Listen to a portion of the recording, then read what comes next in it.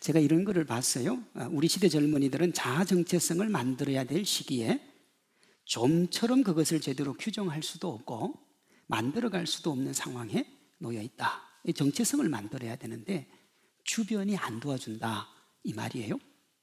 이 말을 하신 분은 그 이유로 시대 정신과 함께 삶의 진지한 요소들을 가능하면 제거하고 피상적인 즐거움을 강요하는 대중문화를 꼽아요. 너무 이렇게 가볍다, 이 말이죠. 요즘 TV 프로그램의 대세가 예능입니다. 목사님, 그 예능이 대세가 된 지는 벌써 십수년이 됐지 않습니까? 근데 요즘은요, 선을 넘어갑니다. 진지한 것 자체를 싫어해요. 연애도 재미로 합니다. 그냥 즐기기 위해서 해요. 이렇게 되면 어떻게 되느냐? 수시로 바뀌는, 그 수시로 바뀌는 것조차도 제대로 정립되지 않은 모호한 정체성이 자기 정체성이 되는 거예요. 기억도 모호하고 자아도 모호하고 힘껏 달려가는 열정도 모호해요. 달려가긴 달려가는데 어디를 향해 달려가는지도 몰라요. 그러다 보니 열심히 살기는 사는데 진정한 자기가 없어요. 극복해야 될 현실은 높은데 그걸 극복하는 방법이 뭐냐? 감정으로 합니다. 감정으로. 논리적이고 생각해보고 하는 게 아니라 감정 가는 대로. 한마디로 자신이 무엇이다고 말할 분명한 정체성이 없어요. 이런 시대를 크리스찬도 살아가다가 보니까 우리도 이렇게 살아가면 되나 보다, 이것이 우리의 정체성인가 보다, 그렇게 생각하는 교회 다니는 사람들이 많은데 그건 여러분 크리스찬의 정체성이 아닙니다. 크리스찬은 크리스찬에 걸맞는 정체성을 가지고 있어야 되는 거예요. 자신이 누구인지 뭘 해야 되는지 모호한 시대를 살아가는 우리에게 우리가 누구이고 어떻게 살아가야 되는지에 대한 성경적 기준이 있어야 된다, 이 말입니다. 세상 사람이 이렇게 얘기하면 여기 따라가고 저렇게 얘기하면 저기 따라가고 다수가 옳으니까 다수를 따라가고, 그건 성경이 말하는 게 아니라는 거예요. 성경의 기준을 삶의 표본으로 삼는 것을 가장 잘 보여주는 사람이 누구냐 그러면 야곱입니다. 우리가 지금까지 15번에 걸쳐서 살펴본 야곱이요. 야곱의 정체성, 자기 정체성을 가장 잘 보여주는 것이 오늘 본문이에요. 47장 9절이요. 야곱이 바로에게 이르되 내 나그네 길의 세월이 130년입니다. 내가 나이가 얼마가 못되지만 우리 조상의 나그네 길의 연조에도 미치지 못하지만 험한 세월을 살았습니다. 그렇게 얘기를 해요. 그런데 야곱이 얘기하는 인생이 두 가지입니다. 하나는 뭐예요? 인생이 고단하다는 거예요. 또 하나, 아무리 많이 살든 아무리 작게 살든 인생은 나그네 길이라는 거예요. 우리가 오늘 그리고 다음 주에 걸쳐서 성경적 정체성과 삶에 대해서 살펴볼 텐데 우리가 이걸 분명히 해서 하나님의 자녀로 멋들어지게 살아가기로 결단하고 다짐하는 우리 모두 되기를 소망합니다. 선진국이라고 불리는 OECD 회원국 중에 우리나라 자살률이 오랫동안 1위입니다. 자살하는 내용은 다양해요. 이유가 다양하다고요. 생활고를 견디지 못해서 자식과 함께 투신하는 주부도 있고요. 대학은 졸업을 했는데 취직이 너무 오랫동안 되지 않아서 인터넷을 해보니까 그렇게 아픔을 가지고 있는 사람들끼리 모인 사이트가 있고 거기에 가입을 했다가 의기투합해서 한 곳에 모여서 이 땅의 삶을 등지는 사람들도 있어요. 그래서 여러분 인터넷 보시면 나이가 상당히 다른데 20대하고 40대하고 대여섯 명이서 같이 모여가지고 자살한 채로 발견됐다. 다 이렇게 모인 사람들이에요. 얼마 전에도 유명한 연예인이 자살을 해서 사람들에게 충격을 안겨줬습니다. 이유는 다양해요. 그런데요, 자살의 목적은 대동소이합니다. 희망을 노래할 수 없는 이 땅의 삶을 등지고 새로운 희망을 노래하기 위해서 그런 사람들이 있고요. 또 최소한 고단하고 힘든 삶의 무게를 죽음으로 벗어던지고 싶은 거예요. 너무 힘드니까 좋은 곳을 찾아가는 것이기도 하고 이것만큼만 좀 벗을 수 있으면 좋겠다 하는 생각을 가지는 거죠. 그렇게 해서 무거운 짐 내려놓고 답답한 현실을 벗어날 수만 있다면 여러분, 그렇게 할 만한 겁니다, 사실은. 목사님이 그래 얘기하면 됩니까? 그래 해도 되죠. 고단한 거 벗을 수만 있다면. 그런데요, 죽음으로 희망을 노래할 수 없고요, 죽음이 생의 마지막 자리가 아니기 때문에 그렇게 하면 안 되는 거예요. 근데 그렇게 하는 분들은 죽음 후에 시작되는 새로운 삶을 간과를 하고 있는 거예요. 하나님과 함께 시작되는 영원한 생명, 그리고 영원한 죽음의 삶이 그겁니다. 데살로니가 4장 14절 이렇게 말합니다. 우리가 예수께서 죽으셨다가 다시 살아나심을 믿을진데 이와 같이 예수 안에서 자는 자들도 하나님이 그와 함께 데리고 오시리라. 주께서 호령과 천사장의 소리와 하나님의 나팔 소리로 친히 하늘로부터 강림하시리니 그리스도 안에서 죽은 자들이 먼저 일어나고 그 후에 우리 살아남은 자들도 그들과 함께 구름 속으로 끌려올려 공중에서 주를 영접하게 하시리니 그리하여 우리가 항상 누구와 함께 있는다고요? 주님과 함께 있는다 그랬어요. 여기 삶에 대한 정의가 나옵니다. 삶은 예수님이 십자가의 보배로운 피를 흘림으로 우리에게 주신 것이고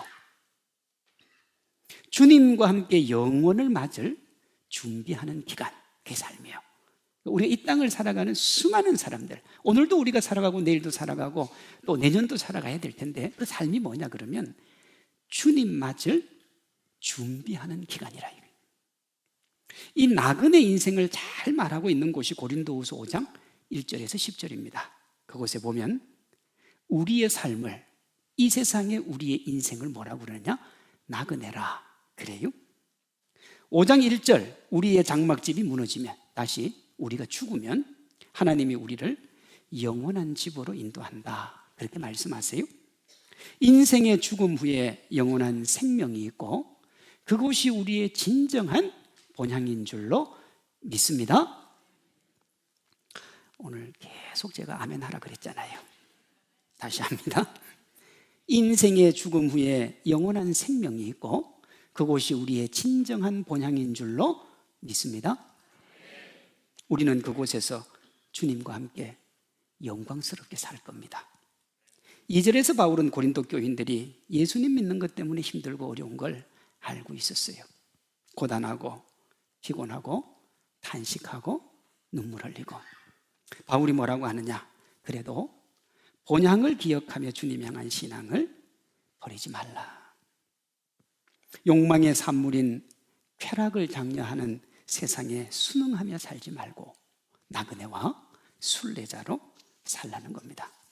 바울이 이렇게 말하는 이유는 나그네인 고린도 성도들이 이 땅에 정주하며 세속적 쾌락과 욕망에 자기들을 맡기고 살았어요. 바울은 이런 고린도 교인들에게 개인주의적인 삶의 방식 벗어버리고 세상이 너희를 유혹하는 그 유혹을 참고 견디며 천국 시민의 명예를 잃지 말라. 이 명예라는 것을 정말 중요하잖아, 그렇죠? 명예를 지키는 건 대단한 거예요. 천국 시민, 하나님의 백성의 명예를 위해서 하나님의 거룩한 옷을 입으라. 이 옷은 세상 사람들과 구별시키고 보배로운 그리스도의 보배로운 피가 묻은 그리스도인다운 삶을 얘기하는 겁니다. 인간관계 유지하고 적당히 내 마음대로 살다가 신앙인의 흉내 내고 살면 편한데 왜 그렇게 살아야 됩니까? 우리의 시민권이 하늘에 있기 때문에, 우리는 이 땅에 정주할 인생이 아니라 나그네이기 때문에 그런 겁니다. 성경에서 나그네 삶의 가장 좋은 모델 누굽니까? 우리가 지금까지 살펴본 야곱이에요. 번영과 풍부의 땅 애굽에서 생의 마지막을 정리한 야곱의 삶은 순례자여 나그네인 우리의 삶이 어떠해야 되고 이 세상에 물밀듯이 몰려오는 수많은 것들을 우리가 어떻게 대응해야 되는지를 잘 보여줍니다. 여러분, 지중해와 주변 지역에 든 7년 흉년으로 정든 땅 가나안을 떠나 애굽에 온 야곱이 바로에게 이런 질문을 받아요. 바로가 야곱에게 묻되 네 나이가 얼마냐? 130살의 할아버지가 요셉의 아버지라고 왔는데 보니까 삶의 흔적이 있는 거예요. 그래서 우리 인생의 흔적이 지나면 주름이라는 게 지잖아요. 그런데요, 야곱은 참 고단한 삶을 살았잖아요. 힘들게 살았다고요. 근데 바로는 왕궁에서 태어나서 아주 정말 괜찮은 삶을 살고 왕이 되었기 때문에 고생을 별로 안 했단 말이에요. 근데 앞에서 있는 130살의 할아버지를 보니까 너무너무 힘들고 고단하게 산 것 같은 거예요. 그래서 나이를 먼저 물어봤어요. 야곱의 대답입니다. 내 나그네 길의 세월이 130년입니다. 험악한 세월을 보냈습니다. 그랬어요. 여기 야곱의 말에서 야곱의 강조점이 험악한 세월입니까? 나그네 인생길입니까? 너무 어렵습니까? 험악한 세월을 살았다는 말을 하고 싶은 겁니까? 나그네 인생을 살았다는 말을 하고 싶습니까? 네, 나그네 인생이었다, 그 말을 하고 싶은 거예요. 어떻게 알 수 있는가? 야곱의 유언을 통해서 알 수가 있어요. 바로가 나그네 인생을 살았다는 130살 노인의 말에 연민의 정열을 느끼고 비옥한 땅 고센을 주면서 행복을, 복된 삶을 살 것을 이렇게 이야기를 해요. 이 고센 땅은 말입니다, 나일강 삼각주 유역에 있는 정말 풍성하고 옥토 같은 땅입니다. 거기에서 목초지를 치면서 정말 행복하게 살았어요. 그리고요, 사실 야곱이 거기에서 풍성한 걸 가지지 못해도 잘 자기를 섬겨주던 요셉으로 인해서 풍족은 차고 넘치게 받을 수가 있었습니다. 이후 야곱이 얼마나 편안한 삶을 살았는지 그의 장례식을 통해서 알 수가 있는데요, 총리인 아들 요셉 주치의가 시신에 향재료를 넣는데 며칠이 걸리느냐 하면 40일이 걸립니다. 여러분, 장례식 가가지고 우리 가족들이 돌아가시든지 이렇게 입관할 때 보면 염을 하잖아요. 한 2-3시간이면 충분합니다. 한 사람의 염을 하는 것이 2-3시간이면 충분해요. 그런데 야곱은 며칠 했다고요? 40일. 그 40일 동안 할 게 뭐가 있습니까? 그러니까 되돌아보면 그때 당시에 미라가 유명했으니까 아마 온몸 구석구석을 정말 빈틈없이 아마 염을 했을 거예요. 그리고요, 애굽의 모든 사람들이 그의 죽음을 슬퍼하면서 울었는데 며칠을 우느냐? 70일을 웁니다. 70일. 요즘 장례 며칠 합니까? 이것도 너무 어렵습니까? 3일장입니다. 그런데 요새 화장장이 너무 이렇게 과부하가 걸려서 한 4일에서 5일장 정도를 한다고 그래요. 그래도 5일장입니다. 근데 며칠을 울었느냐? 70일을 울었습니다. 그 후 야곱의 장지까지 바로의 모든 신하, 궁의 장로, 애굽의 모든 장로의 모든 자손들이 함께 갔다, 성경은 그렇게 얘기해요. 근데 그 사람들이 가니까 고위 관료들이 다 갔으니까요, 거기에 병거와 그들을 호위하는 군사들까지 갔는데 성경은 뭐라고 그러냐?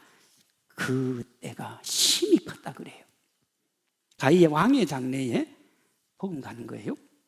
아마 야곱이 원했으면 야곱의 무덤을 이집트의 피라미드에서 찾았을 수 있을지도 몰라요. 왜냐하면요, 이때 당시 요셉의 나이가 50대 전후거든요. 요셉이 110살에 죽고 그때까지 권력을 가졌으니까 피라미드 하나 만드는데 한 30-40년 걸리거든요. 그 큰 거. 근데 요셉이 충분히 만들 수 있었고, 아버지 야곱이 나 피라미드 하나 만들어 달라 그랬으면 충분히 가능했어요. 이 땅을 살아가는 대부분의 사람들이 꿈꾸는 삶 아닙니까? 인생을 그렇게 사는 거. 제가 경상북도 영덕 산골짜기 촌놈 출신인데, 거기 보통 이제 부모님들이 돌아가시면 묘를 씁니다. 묘를 이렇게 묘를 해요.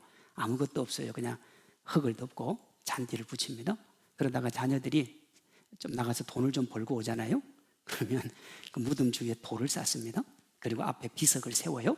그리고 조금 더 벌면 주변에 땅을 더 사가지고 깔끔하게 정리하고 잔디를 깝니다. 죽어서라도 우리 부모님 나 사랑한다, 우리 가정 멋진 가정이다, 그거 보여주는 거예요. 야곱이 그런 마지막의 노년을 살았습니다. 이 행복하고 이 복된 인생 야곱은 어떻게 받아들였을까? 그게 야곱의 유언에서 알 수 있어요. 야곱은 자신의 무덤으로 피라밋이 아니라 척박한 가나안 땅에 있는 초라한 막벨라굴을 택해요. 창세기 49장이요.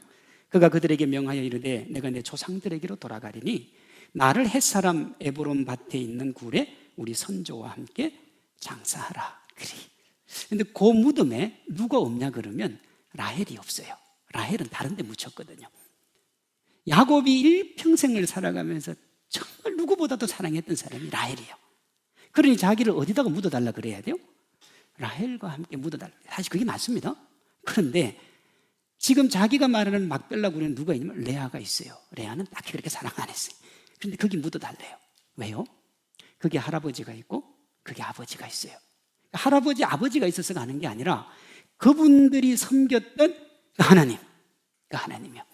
내가 이 땅에서 아무리 사랑했던 라헬도, 내가 이 땅에서 아무리 안아줬던 누구도 하나님과 함께 하는 것보다는 뭐 하다는 거예요? 좋지 않다는 거예요. 여러분, 이스라엘은 물질만 풍부한 애굽보다는 그것이 좀 부족해도 하나님 계신 곳이 더 좋았고 언제나 그곳을 바라봤습니다. 우리의 삶이, 또 우리 모두의 신앙이 야곱의 신앙 되기를 소망합니다. 그는 나그네 삶을 살았고 나그네로서 생을 마감했습니다. 147년의 생 가운데 마지막 17년이 육신적으로는 그보다 더 편하고 그보다 더 행복할 때는 없었어요. 그럼에도 불구하고 야곱은 형 에서를 피해 절박한 위기의 광야에서 홀로 돌베개를 베고 잠을 청하던 쓸쓸한 그 밤이었을지라도 주님과 함께 했던 그때가 더 좋았다고요. 생사의 갈림길에서 한도 뼈가 위골되면서 천사와 씨름하던, 여러분, 그 밤은 떠올리기도 싫은 밤 아닙니까? 그런데요, 인생을 되돌아보니까 하나님 없이 행복하게 사는 것보다는 고단하고 피곤하고 힘들어도 하나님과 살던 때가, 하나님과 동행하던 때가 훨씬 더 좋더라는 겁니다. 어떻게 이럴 수 있습니까? 자기가 나그네요 순례자이며 언젠가는 내가 주님 계신 곳으로 가야 되는, 내가 있어야 될 본향이 있다는 걸 기억하고 살았기 때문에 그런 거예요. 잊고 살면 안 돼요. 잊고 살면. 천상병 시인이 소풍이라는 시에서 뭐라고 그랬느냐? 나 하늘로 돌아가리라. 돌아갈 때를 아는 거예요. 그리고 뭐라고 그랬어요? 나 돌아가면 즐거웠다고 말하리라. 돌아갈 때를 아니까 그 기억하는 거잖아요. 근데 만약에 그걸 기억을 못하면 어떻게 돼요? 여기 이곳에서 길을 잃어버립니다. 나는 소풍을 나왔는데 소풍을 나와서 길을 잃어버리는 거예요. 그러면 어둠이 짙게 내려도 갈 데가 없어요. 외로웠고 고독한 거예요. 놀 때는 좋지요. 그러나 미래가 보장되지 않는 거예요. 신약 성경의 말입니다. 야곱처럼 본향을 기억하며 이 세상을 나그네로 산 대표적인 인물이 누구냐? 사도 바울입니다. 그는 고난과 아픔이 몰려오면 자신이 순례자여 나그네임을 기억하고 다 본향을 바라봤어요.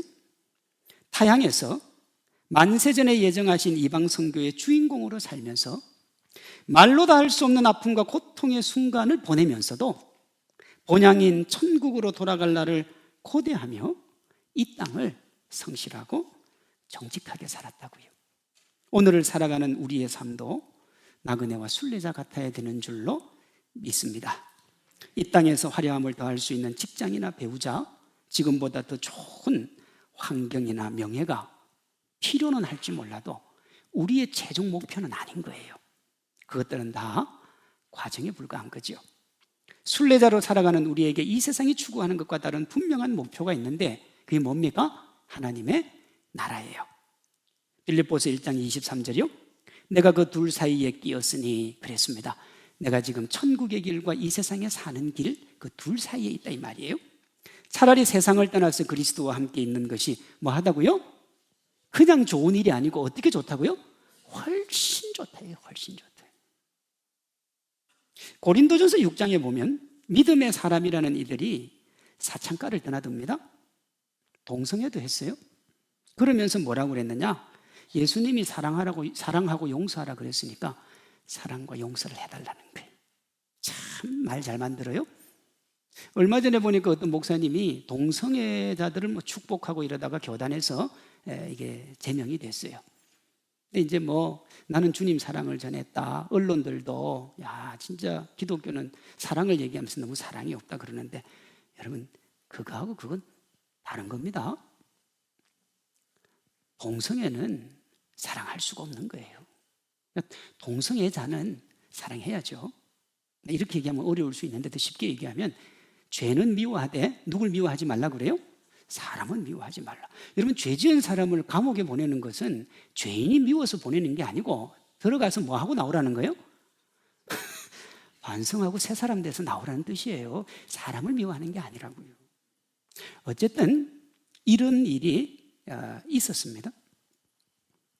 세상 사람들은 그렇게 사는 것, 세상 거 누리며 사는 것을 화려하다고 하는데 사도 바울은 초라하다 그래요. 그러면서 바울은 하나님 나라 바라보며 사는 나그네 삶이 멋지고 행복하고 좋은 것이다 그래요. 고린도후서 5장 9절이요. 우리는 몸으로 있든지 떠나 있든지 주를 기쁘시게 하는 자 되기를 힘쓰노라. 이것의 다른 말이 고린도전서 10장 31절에 무엇을 하든지 하나님의 영광을 위해 살아. 여러분, 그리스도인은 삶을 살아가는 게 아주 심플합니다. 어떻게 살면 돼요? 이것이 하나님께 영광이 되는지 안 되는지 그것만 보면 돼요. 그것만 보면 돼요. 세상은 복잡해요. 그렇죠? 시어머님, 시부모님도 고려해야 되고, 동생도 고려해야 되고, 남편도 고려해야 되고, 상황도 고려해야 되고, 지위도 고려해야 되고, 직급도 고려해야 되고, 나이 고려할 게 너무 많아요. 그런데 여러분, 믿음의 사람에 있어서 고민할 게 하나도 없어요. 하나님 앞에 영광이 되면 하면 되고, 하나님 앞에 영광 안 되면 안 하면 되는 겁니다. 그렇게 간단하게 사시기를 바랍니다. 제가 지금까지 말한 핵심은 뭐냐? 이 세상에서의 삶이 다가 아니라는 거예요. 이곳을 타향으로 살고 천국을 다시 돌아갈 본향으로 여기라는 겁니다. 성경적 정체성에 대해서 말하는 이들은 이것을 이렇게 얘기합니다. 이 세상에 살지만 이 세상에 속한 사람은 아니다. 그럼 이 세상에 속하지 않고 이 세상을 살아가는 사람은 어떻게 사는가? 평생 목회자로 나그네와 순례자로 살았던 어떤 분이 남아있는 자기 인생을 어떻게 잘 지키고 살까 고민하면서 지은 시가 하나 있어요. 그것이 어둠이 내리기 전에 본향으로 인도하소서 하는 말이에요. 주여, 지금은 일몰 사라져가는 세월의 희미함 속으로 제 인생의 그림자가 놓여져 있는 시간입니다. 지금까지 함께한 생에 순결하고 거리낌이 없었습니다. 사람들이 말하기를 끝마무리를 잘하는 사람은 많지 않다고 합니다. 주여, 비옵나니 어둠이 내리기 전에 본향으로 인도하. 여기 어둠은 죽음의 터널이 아닙니다. 자기가 하나님을 잘 믿었는데 세상의 것에 쏟고 세상의 것에 탐닉을 해가지고 자기가 믿음의 삶이 무너지는 걸 어둠이라 그런 거예요. 다음입니다. 제 육체는 세잔하나 초조해 하거나 잠깐의 고통을 모면하게 해달라고 구하지 않습니다. 내 인생이 힘들어도 몸에 병이 와도 받아들인다는 거죠. 썰물처럼 기력이 빠져나가지만 그것은 이 땅에서 발을 떼고 점차 하늘을 향해 뻗어가는 것일 뿐, 영원의 그림자에 매달리지 않고 진정하고 영원한 나를 빚기 위해 잠시 빌려선 무대를 고치려 하지 않으며 누에 고치에 미련을 두지 않고 태어나려는 자유의 영을 헛되이 내가 볼모로 잡지 않겠습니다. 참 멋진 삶이잖아요. 세상과 타협하지 않겠다는 거예요. 세상의 길에 나를 내려놓지 않겠다는 거예요. 그런데 그 다음에 이 목사님의 고민이 있어요. 그러나 다리는 절고 몸은 망가진 채 이상한 몰골로 금은에 이를까요? 이게 뭐예요? 이게 뭐예요? 영적인 거예요? 내가 지금까지 하나님 잘 믿었는데 나이가 들고 이제 주님 앞에 가기가 얼마 안 남았는데 병이 들기 시작하는 거예요. 세상 거 바라보기 시작하는 거예요. 세상의 사고방식으로 사는 거예요. 이걸 이상한 몰골이라 그랬어요. 아니면 가벼운 환상이나 소름 끼치는 공포 속에 이리저리 떠다니는 마음일까요? 하나님, 나 그렇게 살기 싫어요. 그게 마지막 말이에요. 그리하여 아버지여 은혜 좀 구하옵나니 어둠이 내리기 전에 본향으로 나를 인도해 주십시오. 19세기 말 유럽을 허무주의 나락으로 내몰았던 철학자 니체가요, 하나님의 죽음을 선언합니다. 하나님 없는 영원한 생을 소망했어요. 그게 이제 영혼 회귀를 통한 초인 사상이에요. 위브맨십. 영원한 나를 빚기 위해 잠시 빌려선 무대를 고치려고 했어요. 그렇게 하나님을 죽음의 길로 내몰고 자신이 그 자리에 앉았지만 인류 역사의 가장 위대한 세기라고 일컫는 20세기 벽도 1900년 스스로 목숨을 끊음으로 그 생을 마감합니다. 어떤 철학자는 이걸 이렇게 얘기하더라고요. 자기의 똑똑함과 자기 대단함으로 신을 죽이고도 살 수 있을 것 같고 자기가 그 신의 자리에 오르면 더 잘할 수 있을 것 같았는데 막상 하나님을 죽이고 니체가 하나님이 짊어지고 있는 짐을 지니까 견딜 수가 없어서 거기에 눌려 죽었다. 그렇게 말하는 학자도 있다고요. 그런데 우리가 방금 읽었던 이분의 고백을 보세요. 썰물처럼 기력이 빠져나가지만 그것은 이 땅에서 발을 떼고 점차 하늘을 향해 뻗어가는 거예요. 삶을 받아들이는 거죠. 영원의 그림자에 매달리지 않고 영원한 나를 빚기 위해 잠시 빌려선 무대를 고치려고 하지도 않고 누에 고치에 미련을 두지 않고 태어나려는 자유의 영을 내가 볼모로 잡지도 않겠습니다. 나그네로 살아온 인생 나그네로 가겠습니다. 아버지 은혜 중 구하옵나니 어둠이 내리기 전에 본향으로 인도하소서. 우리 시대의 슬픈 자화상인 불길처럼 번지는 자기중심주의와 쇠잔해가는 육체에 연연하지 않는 이 목회자의 고백을 한번 비교해 보세요. 나이가 들고 또 나이가 들어서 정말 우리가 젊음을 소망하고 안티에이징하고 정말 열심히 하잖아요. 다 그렇게 사는데 어떻게 이 목회자는 그걸 그렇게 받아들일까요? 초인을 꿈꿨지만 죽음의 노예가 된 니체와 죽음으로 영원한 날을 준비한 바울의 차이가 도대체 뭡니까? 대단한 게 있는 것 같죠? 아니에요. 딱 하나밖에 없어요. 본향이요, 본향. 영광의 주님 맞아주시고 안아주시는 본향이요.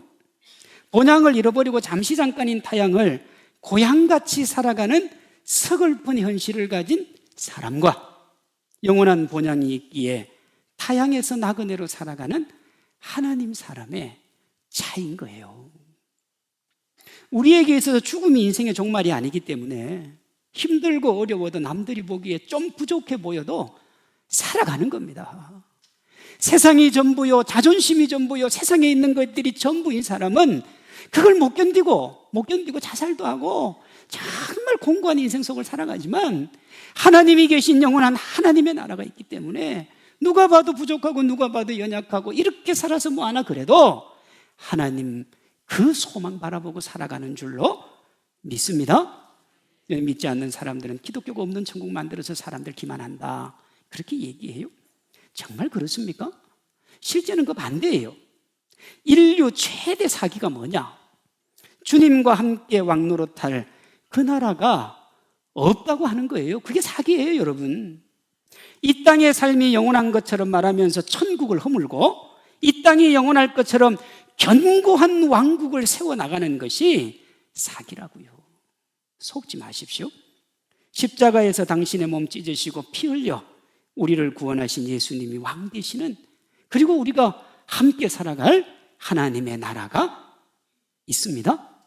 그럼 우리의 삶은 뭐냐? 하나님의 나라를 준비하며 나아가는 나그네의 여정인 거예요. 나그네 여정이니까 우리는 누구냐? 순례자인 겁니다. 이 순례자의 삶은 명령이에요. 하나님이 우리에게 순례자의 삶을 살아라고 명령하시는 거예요. 뭐라고요? 명령. 뭐라고요? 다시요. 뭐라고요? 대단히 중요한 말이에요. 생각해보고 선택하는 것이 아니라 무조건 순종하며 따라야 될 명령이라고요. 하나님이 너희가 이렇게 살아라 그러면 이렇게 사는 거지, 내가 생각해보고 마음에 안 드니까 나는 그렇게 안 살아요, 그건 선택이죠. 명령이니까 순종해야 돼요, 이런 겁니다. 현재 역사 드라마 중에 고려 거란전쟁이라는 드라마가 있습니다. 보십니까? 우리 성도들은 하도 거룩해가지고 저는 1편부터 어제 17편까지 다 봤어요. 열심히 봐요, 저는. 제가 사극 좋아하고 역사 좋아하거든요. 거기 보면 강조가 목종을 폐위하고 현종을 옹립을 합니다. 왕이 된 거죠. 근데 거란이 이 고려를 좀 치고 싶은데 빌미가 없었는데 여기 딱 빌미를 만들어가지고 40만 대군을 이끌고 침공을 합니다. 그게 2차 고려 거란 전쟁이에요.